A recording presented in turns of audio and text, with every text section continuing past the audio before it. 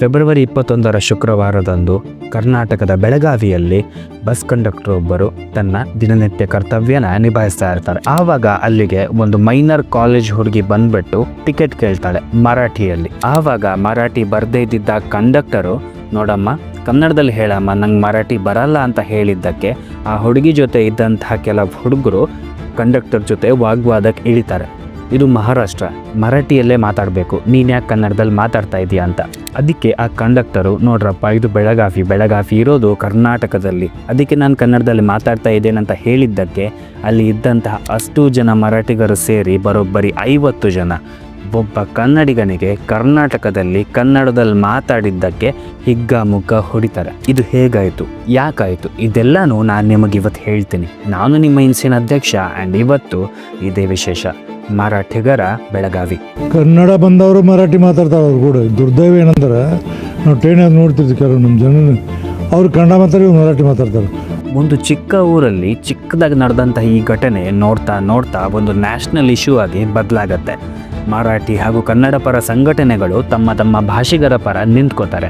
ಆ minor college ಹುಡುಗಿ ಸೇರಿ 4 ಜನರನ್ನ ಪೊಲೀಸರು ಕ್ವಶನಿಂಗ್ಗೆ ಕರ್ಸ್ಕೋತಾರೆ. ಆವಾಗ ಬೀಸೋ ದೊಣ್ಣೆಯಿಂದ ತಪ್ಪಿಸ್ಕೊಡೋಕ್ಕೆ ಆ ಹುಡುಗಿ, ನಾವೆಲ್ಲ ಹೊಡೆದಿರೋದು ಅವನು ಕನ್ನಡ ಮಾತಾಡಿದ್ದಕ್ಕಲ್ಲ, ಅವನು ನನ್ನ ಮೇಲೆ ಮೊಲೆಸ್ಟೇಷನ್ ಮಾಡೋಕ್ಕೆ ಪ್ರಯತ್ನ ಪಟ್ಟ ಅದಕ್ಕೆ ಅಂತ. ಆ ಹೇಳಿಕೆಯ ಮೇರೆಗೆ ಏನು ತಪ್ಪು ಮಾಡದೇ ಇರೋ ನಮ್ಮ ಕನ್ನಡದ ಕಂಡಕ್ಟರ್ ಮೇಲೆ ಸೆಕ್ಷುವಲ್ ಅಫೆನ್ಸ್ ಆ್ಯಕ್ಟ್ ಅಡಿಯಲ್ಲಿ ಪೋಕ್ಸೋ ಅನ್ನೋ ಕೇಸು ದಾಖಲಾಗತ್ತೆ.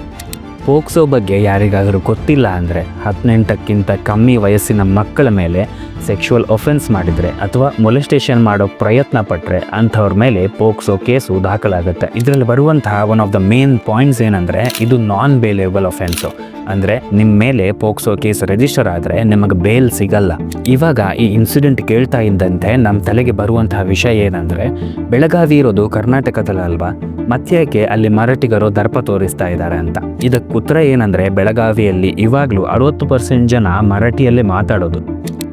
1956ರಲ್ಲಿ ಭಾರತ ದೇಶನ ರಾಜ್ಯಗಳಾಗಿ ವಿಂಗಡಣೆ ಮಾಡ್ತಾ ಇರುವಾಗ ಲೋಕಲ್ ಭಾಷೆಗಳ ಆಧಾರಿತ ಮೇಲೆ ಮಾಡ್ತಾ ಇದ್ರು.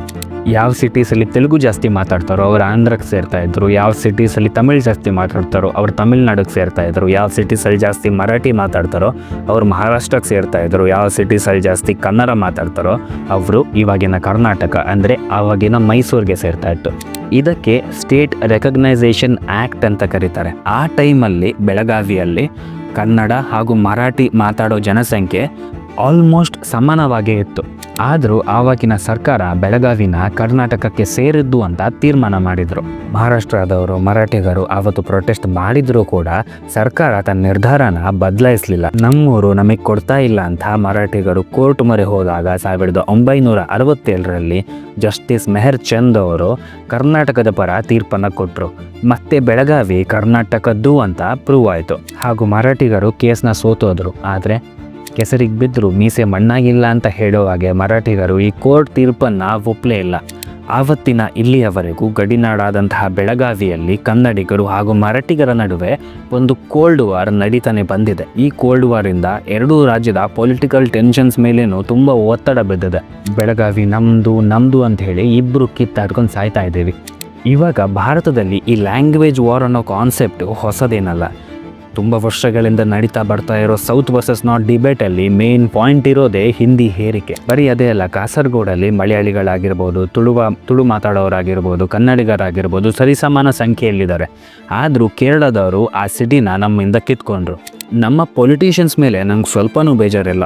ಆದರೆ ನಮ್ಮ ಊರನ್ನೇ ನಿಮಗೆ ಉಳಿಸ್ಕೊಡೋಕೆ ಆಗಲ್ಲ ಅಂದರೆ ಬೇರೆ ರಾಜ್ಯದ ಪೊಲಿಟಿಷಿಯನ್ಸ್ಗಳ ಜೊತೆ ನಮ್ಮ ರಾಜ್ಯದ ವಿಷಯಕ್ಕೋಸ್ಕರ ಜಿದ್ದಿಗೆ ನಿಲ್ಲಕ್ಕೆ ನಿಮ್ಮ ಕೈಲಾಗಲ್ಲ ಅಂದರೆ ನೀವುಗಳು ಎಲೆಕ್ಷನ್ಗೆ ನಿಲ್ಲೋ ಅವಶ್ಯಕತೆನೇ ಇಲ್ಲ. ಇದು ಆಕ್ಚುಲಿ ಚೆನ್ನಾಗಿರೋದು.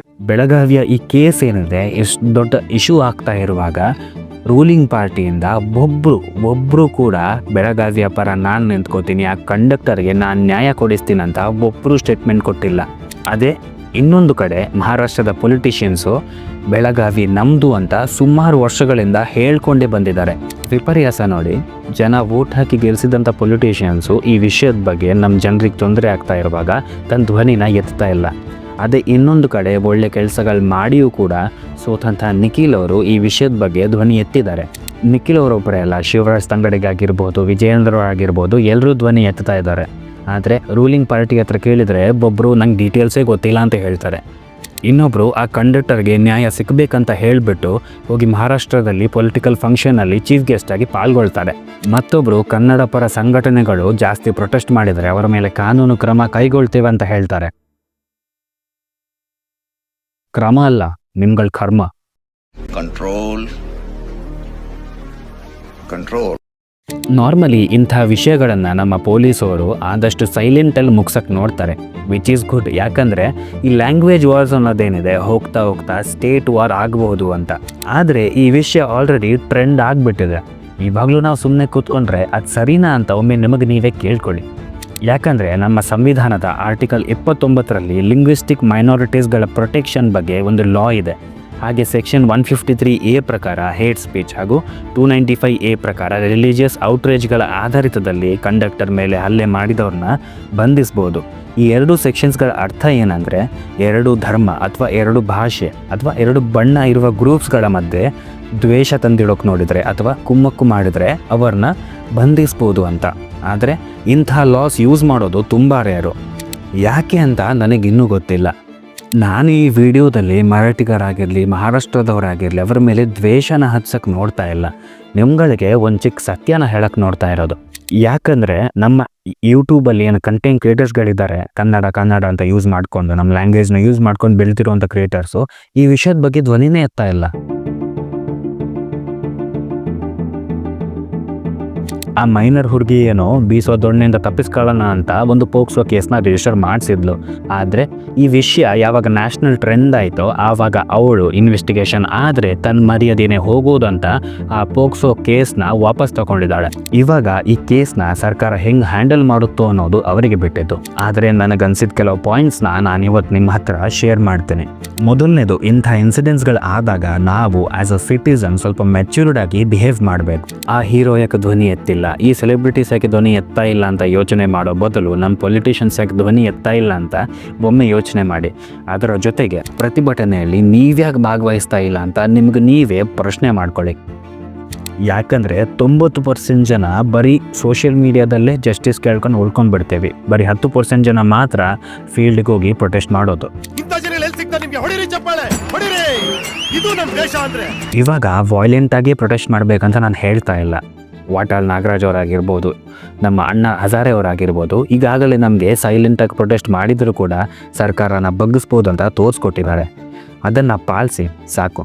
ಕಲ್ಪನೆ ನನ್ನದು, ಪಾಲನೆ ನಿಮಗೆ ಬಿಟ್ಟಿದ್ದು. Very interesting, but I don't care.